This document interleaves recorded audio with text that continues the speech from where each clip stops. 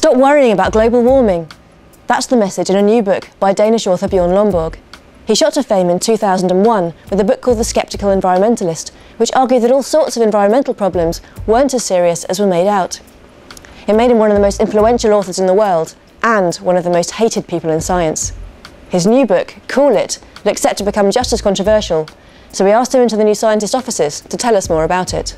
Cool It talks about two things. First, we need to get a smarter conversation about what's happening, and we need to get a smarter conversation about what should we do about global warming. What's happening? Yes, it is a problem. It's not a hoax, but it's not a catastrophe either. It's a problem, one of the many we need to fix in the 21st century. Just to give you one example, we're going to see more heat deaths from climate change, but we're also going to see fewer cold deaths. We are going to see sea level rise, and we need to prepare for that, but it's not going to be the end of civilization. So it's a problem.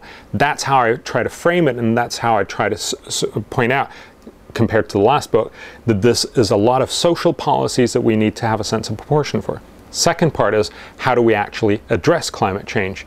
Well, it's about being smart. Right now we promise a lot of cutting of carbon emissions, but we actually don't achieve very much of it. And even if we did, it would be fairly expensive and do fairly little good in the far out future. What I'm saying is we need to think much more smartly about how can we actually find ways to make sure we can do this cheaply by 2050. Right now it costs perhaps 10 times as much to put solar panels on your roof than just using fossil fuels.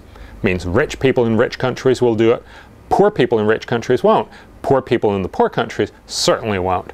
But what we need to do is, instead of cajoling more people to put very expensive solar panels up on their roofs, we need to make sure that it becomes much cheaper. Imagine if we could actually make it so cheap that it was cheaper than fossil fuels. Everybody would do it. We wouldn't even need to have this conversation. Will Bjorn Lomborg's arguments persuade scientists and environmental activists to change their views on global warming?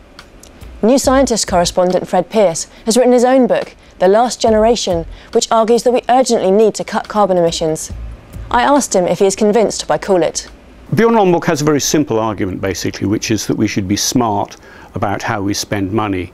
We shouldn't spend money wastefully on halting climate change or any other environmental or health hazard that we have to face, and that maybe we need to spend money on ameliorating the effects of climate change as much as on trying to stop it in its tracks.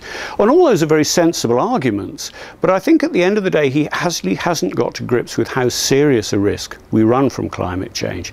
The all-embracing nature of the threats to, if you like, the life support system of the planet on which we live, the way that it could damage sea levels and temperatures and climate systems and impact all our lives, and how the effects that we have now will have consequences for not just decades but centuries and thousands of years on.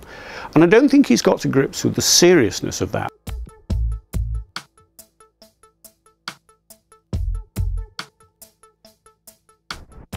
He does seem to think that we've got quite a lot of time.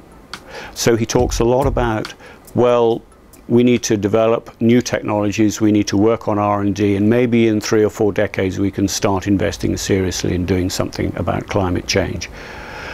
And yet the climate change scientists say we don't have that kind of time. They talk about us having maybe a decade before we really have to change dramatically the way that we generate our energy and the way that we run our planet and maybe the way that we run our societies.